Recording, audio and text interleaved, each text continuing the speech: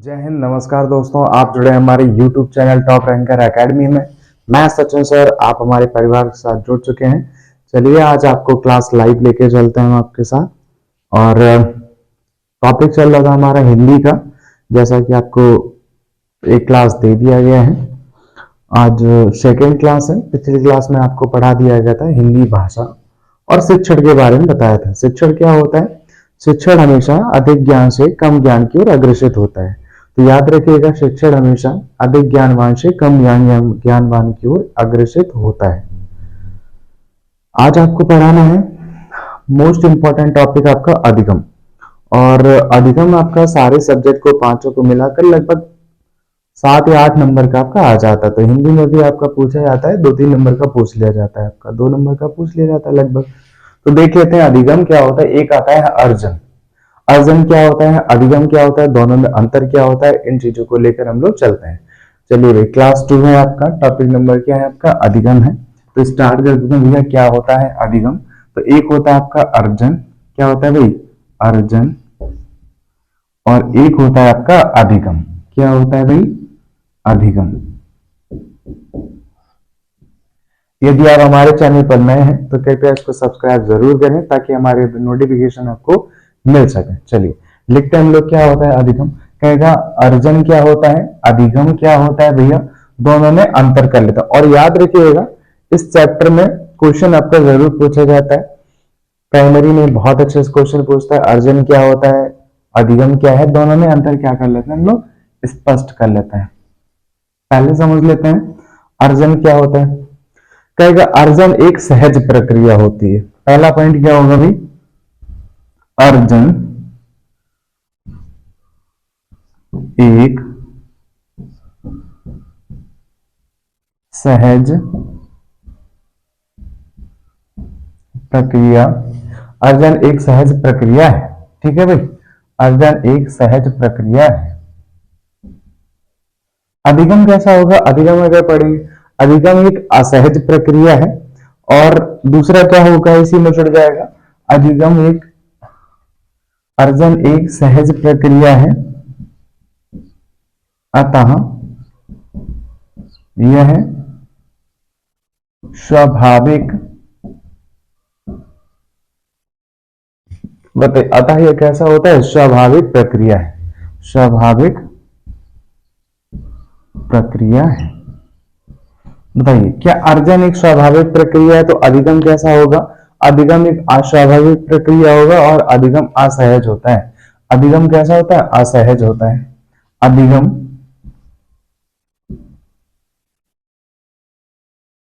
अधिगम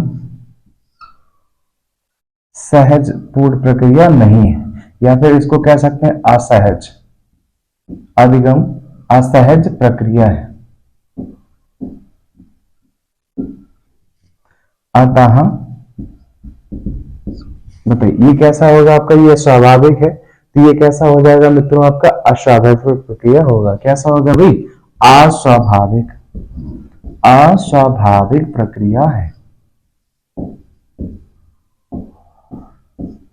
बताइए अधिगम कैसी प्रक्रिया है? अस्वाभाविक प्रक्रिया है। अधिगम कैसा होता है? असहज होता है। जबकि अर्जन कैसा होता है? सहज होता है। अर्थात यह कैसी प्रक्रिया होती है आपकी? स्वाभाविक प्रक्रिया होती है। क्लियर है? चलिए, यह कहेगा कि अर्जन किस परिवेश पर लागू होता है। तो अर्जन आपका मात्र परिवेश पर लागू होता है। अर्जन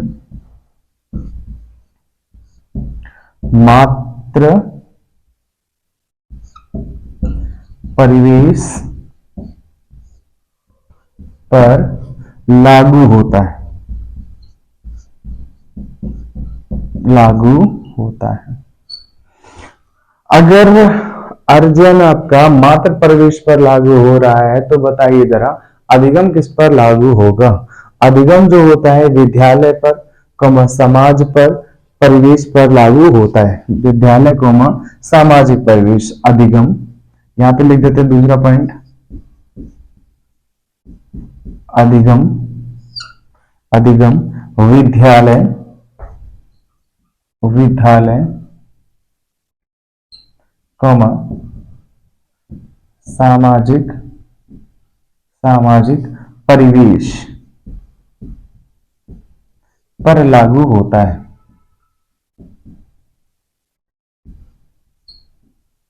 लागू होता है।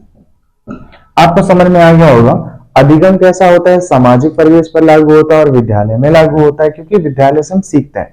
अधिगम का अर्थ क्या होता है? सीखना, सिखाना, जानना, खोजना, पहचानना, परखना। ये क्या कहलाता है? आपका अधिगम कहलाता है। ये आपका स्वाभाविक नहीं होता है, हम लोग इसके बारे में थोड़ा बहुत अध्ययन करते हैं। लेकिन जो आपका अर्जन होता है ये जन्मजात होता है। आपका कह रहा है कि अर्जन मातृ परिवेश पर लागू होता है, अर्थात कह सकते हैं यह एक स्वचालित प्रक्रिया है। कैसी प्रक्रिया है? यह एक स्वचालित प्रक्रिया है। तो अर्जन कैसा हो जाएगा? लिख देते हैं भाई, तीसरा पॉइंट, अर्जन स्वचालित प्रक्रिया है। ये कैसी प्रक्रिया है?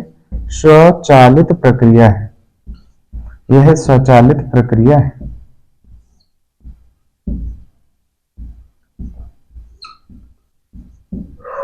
जबकि अधिगम क्या होगा? अर्जन स्वचालित प्रक्रिया है, जबकि अधिगम क्या हो जाएगा भाई? अधिगम कैसा हो जाएगा? प्रयासपूर्ण। अधिगम कैसी प्रक्रिया है? अधिगम अधिगम प्रयासपूर्ण प्रक्रिया है। प्रक्रिया है। बोलिए, अधिगम कैसी प्रक्रिया है? अधिगम प्रयासपूर्ण होता है, जबकि आपका अर्जन कैसा होता है? स्वाभाविक होता है। अर्जन कैसा होता है आपका? स्वाभाविक। बालक का प्रथम शिक्षक क्या होता है? बोलिए, बालक की प्रथम शिक्षक या प्रथम शिक्षक क्या होता है? माँ, क्योंकि ये मातृ परिवेश पर लागू होता है, यहीं पे आ जाएगा। अर्जन जो होगा वो कैसा हो जाएगा? उसका प्रथम शिक्षक कहलाएगा। तो बालक का प्रथम शिक्षक माँ होता है।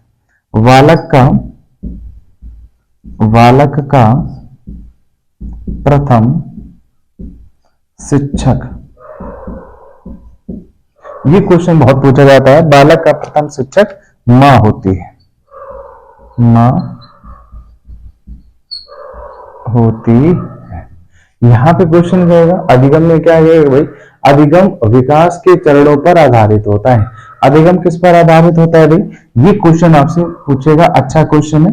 अधिगम अधिगम विकास के चरणों पर, विकास के चरणों पर लागू होता है या आधारित होता है। आधारित होता है।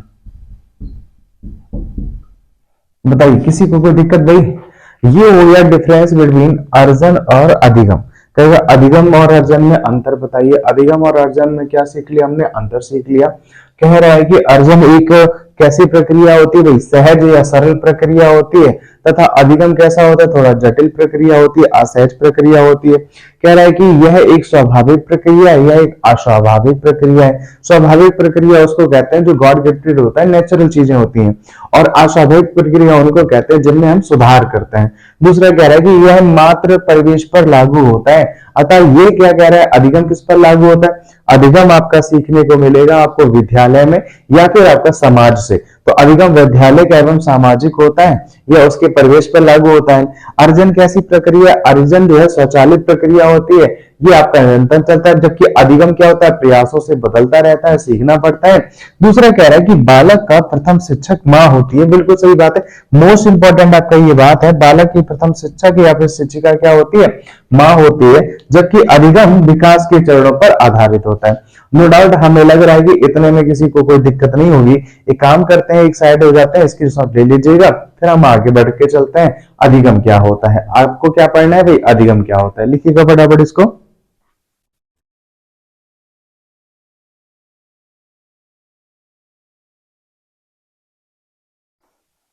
स्क्रीनशॉट ले लीजिएगा फटाफट भाई। हो गया हटा इसको। चलिए आगे बढ़ते हैं, आगे बढ़ते हैं। देखिए आगे क्या पढ़ना है आपका? अर्जन से बस यही पूछता है आपका, आगे आपको कंप्लीटली पढ़ना है अधिगम को। तो अगला हेडिंग डाल लीजिएगा अधिगम। अगला हेडिंग डालिएगा अधिगम। तो अधिगम को क्या करना है भाई? अधिगम को ही इसमें पढ़ना है, और अधिगम आपका बहुत पूछा जाता है पेपर में। सबसे ज्यादा आपका सीटेट में क्या पूछा जाता है? अधिगम ही पूछा जाता है, क्योंकि आपके अधिगम पर आधारित पूरा का पूरा शिक्षा आपका बना हुआ है। चलिए आगे चलते हैं, हेडिंग डालते हैं भाई अधिगम। क्या डालते हैं भाई? अधिगम।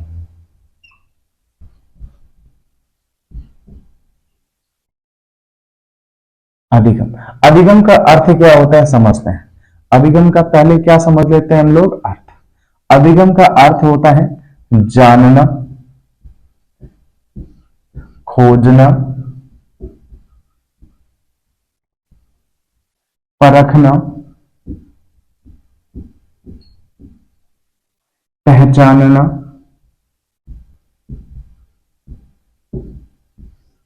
इत्यादि।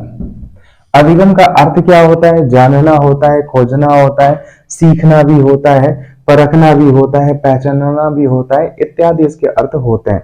आई थिंक आपको समझ में आ रहा होगा। चलिए आगे बढ़ते हैं। ये आपका मोस्ट इंपॉर्टेंट टॉपिक होता है और आपके पेपर में ये बहुत पूछा जाता है। अब यहां से देख लेते हैं, जो एग्जाम में सीधे सीधे इनके पॉइंट पूछ लेता है, जैसे कहेगा कि अधिगम की परिभाषा क्या है।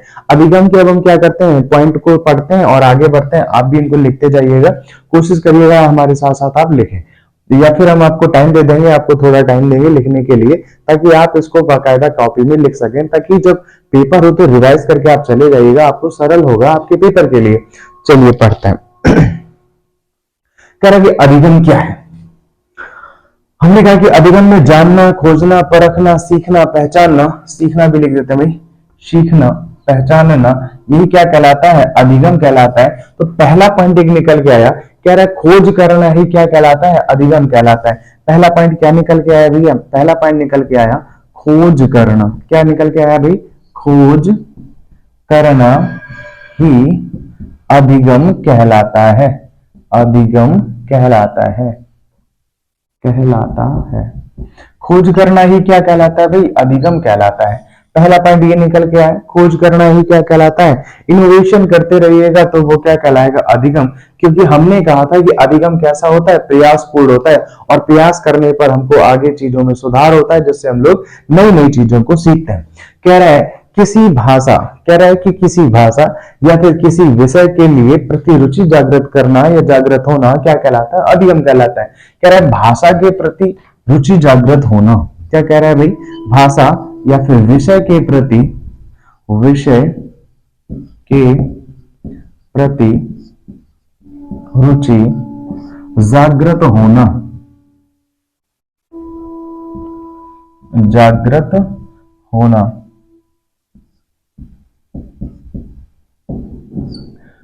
कह रहा है किसी विषय के प्रति रुचि का जागृत होना क्या कहलाता है, अधिगम कहलाता है। जागृत होना अधिगम कहलाता है, अधिगम कहलाता है। कहता है किसी विषय के प्रति रुचि का जागृत होना भी क्या कहलाता है भाई, अधिगम कहलाता है। उम्मीद है आपको ये बात समझ में आ रही होगी कि अधिगम होता क्या है। आगे पूछेगा आपका अधिगम क्या होता है, आगे पढ़ लेते हैं हम। कह रहे नए ज्ञान या नई वस्तुओं के प्रति जानना भी क्या कहलाता है, अधिगम कहलाता है। नया ज्ञान या नई चीजों के बारे में, नई वस्तुओं के बारे में सीखना या जानना भी क्या कहलाता है, अधिगम कहलाता है। तो लिख देते हैं भाई, नई चीजों के बारे में जानना, नई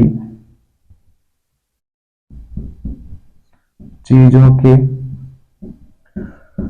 बारे में जानना अधिगम कहलाता है, अधिगम कहलाता है। कह रहा बच्चा नई चीजों से किसी वस्तु के बारे में जानना सीख जाता तो क्या वो अधिगम कहलाता है, हाँ भैया वो अधिगम कहलाएगा। और भी कई सारे क्वेश्चन आपसे पूछ लेता है। चलिए आगे बढ़ते हैं। कह रहा है कि बालक त्रुटि के माध्यम से सीखता है, ये भी किसके द्वारा संभव होता है, अधिगम के द्वारा संभव होता है। बालक कैसे सीखेगा, बालक अपनी त्रुटियों से सीखता है। तो बालक त्रुटि के माध्यम से, त्रुटि के माध्यम से या त्रुटि द्वारा सीखता है, सीखता है। ये भी उसका क्या कहलाएगा, अधिगम कहलाएगा। क्या कहलाएगा भाई, अधिगम कहलाएगा। क्या कहलाएगा भाई, अधिगम कहलाएगा। ठीक है भाई, बालक कैसे सीखता है, त्रुटि कर कर, गलती कर कर सीखता है, प्रयास से सीखता है। यही बालक क्या कहलाता है, बालक का अधिगम कहलाता है। कह रहा अधिगम समाज के साथ जुड़ने पर और प्रभावी हो जाता है। क्वेश्चन ये आपसे बच्चों से पूछता है कि बच्चा समाज के साथ रहने पर क्या और प्रभावी ढंग से सीखता है, हाँ भैया सीखता है, ये उसका अधिगम होता है। तो बालक समाज के साथ जुड़कर यह समाज में रहकर और प्रभावी ढंग से सीखता है। क्या कहता है भाई? और अगर जुड़ने पर और प्रभावी हो जाता है। कह रहा है बालक समाज के साथ जुड़कर और प्रभावी हो जाता है, और प्रभावी हो जाता है, और प्रभावी हो जाता है। बात समझ में आई आपको? कह रहा है कि बालक समाज के साथ जुड़ता है तो उसमें और भी प्रभावी रूप से अधिगम देखने को मिलता है, और भी अधिक तरीके से बच्चा सीख जाता है। ये बालक में क्या कहलाता है? अधिगम कहलाता है। आपको ये बात समझ में आ रही होगी। अगर आपको बात समझ में आ रही, क्लास अच्छी लग रही तो लाइक जरूर करिएगा और कमेंट करना मत भूलिएगा कि आपको ये क्लास कैसी लगी। ठीक है भाई, आगे बढ़ते हैं। कह रहे दो वस्तुओं के बीच जब बच्चा मध्य में अंतर करना सीख जाता है, वो भी क्या कहलाता है? अधिगम कहलाता है। सॉरी। कह रहा है कि बालक बालक दो वस्तुओं के बीच क्या करना सीख जाए? अंतर। जब बालक बालक दो वस्तुओं के बीच दो वस्तुओं के बीच अंतर करना सीख जाता है। जब बालक दो वस्तुओं के बीच अंतर करना सीख जाएगा तो भी वह क्या कहलाएगा? उसका अधिगम कहलाएगा। मतलब उसको ये समझ हो गई कि वस्तु में अंतर कैसे किया जाता है, पेन क्या होता है, पेंसिल क्या होता है। जब ये अंतर स्पष्ट हो जाए तो बालक जब वस्तुओं में विभेद करना सीख जाता है कि मिट्टी की चीज क्या होती है और आपका लोहे की चीज क्या है, दोनों में डिफरेंस कितना है, कौन ज्यादा लगेगा कौन कम लगेगा, तो जब ये अंतर करना बच्चा सीख जाता है, मम्मी कौन है आंटी कौन है, ये अंतर करना सीख जाए बच्चा, एक शिक्षक और शिक्षार्थी में अंतर करना सीख जाए, तो वही उसका क्या कहलाता है? अधिगम कहलाता है। कह रहा है कि अधिगम संज्ञानात्मक होता है। अधिगम कैसा होता है भाई? संज्ञानात्मक होता है। आगे देख लेते हैं भाई। अधिगम कह रहा अधिगम संज्ञानात्मक संज्ञानात्मक होता है। अधिगम संज्ञानात्मक होता है। संज्ञानात्मक का मतलब होता है माइंड बेस्ड।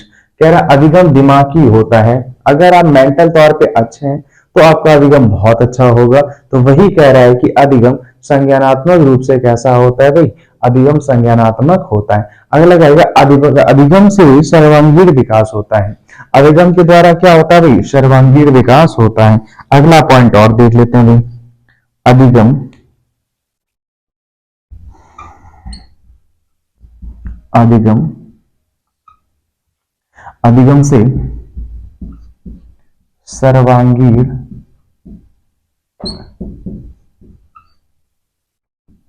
विकास होता है। सर्वांगीण विकास होता है।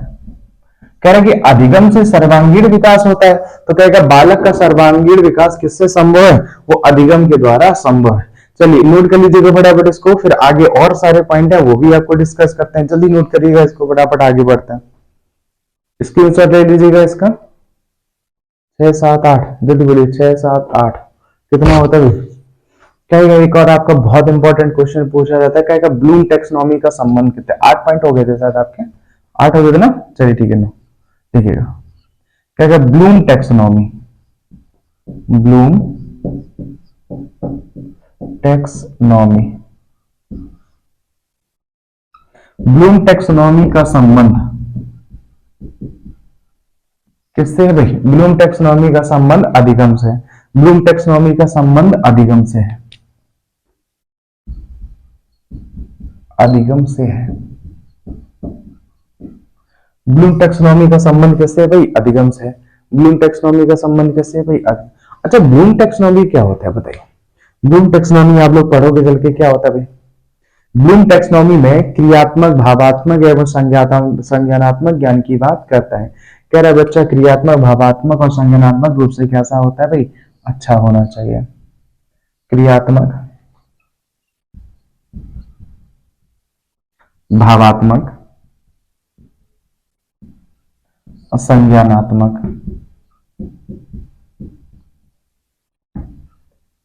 क्योंकि ब्लूम टैक्सोनॉमी में क्रियात्मक, भावात्मक, संज्ञानात्मक तीनों पर जोर दिया जाता है, और तीनों का अगर विकास है, तीनों अपना अपना काम कर रहे हैं, तो बच्चे में क्या हो रहा है, अधिगम हो रहा है। तो ब्लूम टैक्सोनॉमी का संबंध किससे होता है भाई, अधिगम से होता है। ब्लूम टैक्सोनॉमी का संबंध किससे होता है भाई, अधिगम से होता है। क्लियर है, ये बात आपको समझ में आ रही होगी। चलिए आगे बढ़ते हैं। क्योंकि नवीन ज्ञान से एक क्वेश्चन आपको देखो पूछा गया था। क्वेश्चन क्या कह रहा है, नवीन ज्ञान से कि, सॉरी एक सेकंड रुकना दे।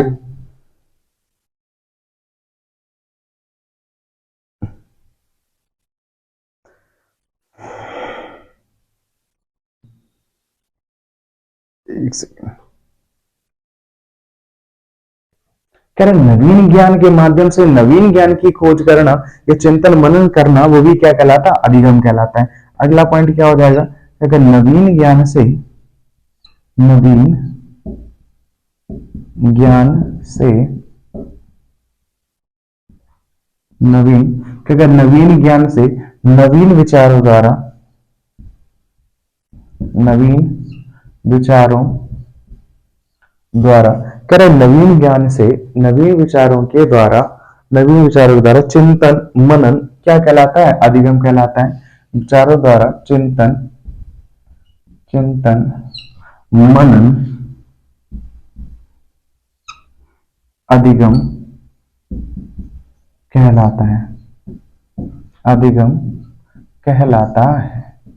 क्या कहलाता है भाई, अधिगम कहलाता है। ठीक है भाई, ये वाली बात आपको समझ में आई। अगला पॉइंट कौन सा पढ़ना है, 11, 8, 9, 10। ठीक है, 11वां। अब देखो इसमें क्या कहेगा, भाषा के प्रति रुचि जागृत होना या भाषा के प्रति निपुणता। क्या कहेगा भैया, भाषा के प्रति आपकी रुचि या भाषा के प्रति आपकी निपुणता। भाषा के प्रति निपुणता, भाषा के प्रति निपुणता क्या कहलाता है भाई, अधिगम कहलाता है। क्या कहलाता है भाई, अधिगम कहलाता है, या अधिगम द्वारा संभव होता है। किसके द्वारा संभव होता है भाई, कह रहे भाषा के प्रति निपुणता अधिगम द्वारा संभव होता है। बिल्कुल सही बात है। एक और आपका पॉइंट देख लेते हैं, कहेगा व्यवहार में परिवर्तन। क्या कहेगा भाई, व्यवहार में परिवर्तन, व्यवहार में परिवर्तन क्या कहलाता है, अधिगम कहलाता है। व्यवहार में परिवर्तन क्या कहलाता है भाई, अधिगम कहलाता है। क्या कहलाता है भाई, अधिगम कहलाता है। व्यवहार में परिवर्तन क्या कहलाता है, अधिगम कहलाता है। लिखिएगा भाई, इसको नोट कर लीजिएगा फटाफट। क्या कर लीजिएगा भाई, इसको नोट कर लीजिएगा फटाफट, नोट कर लो। आगे बढ़ते हैं फटाक से, और दिखा देंगे। देखो आ रहा है क्या,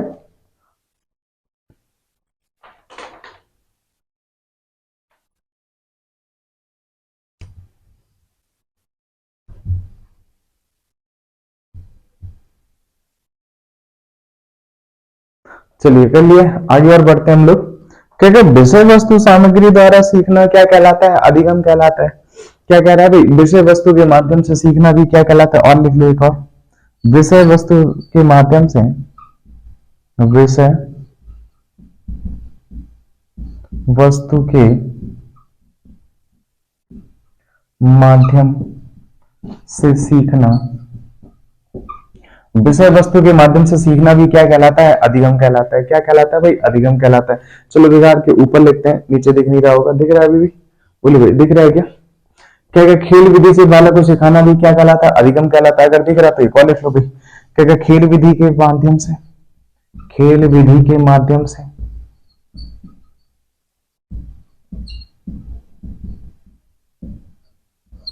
क्या कह रहा है भाई, खेल विधि के माध्यम से सिखाना या सीखना, सीखना क्या कहलाता है, अधिगम कहलाता है। क्या कहलाता है भाई, अधिगम कहलाता है। क्या कहलाता है भाई, अधिगम कहलाता है। चलिए आप लोग स्क्रीनशॉट ले लीजिएगा फटाक से, आगे बढ़ते हैं। स्क्रीनशॉट ले फटाफट, आगे बढ़ते हैं।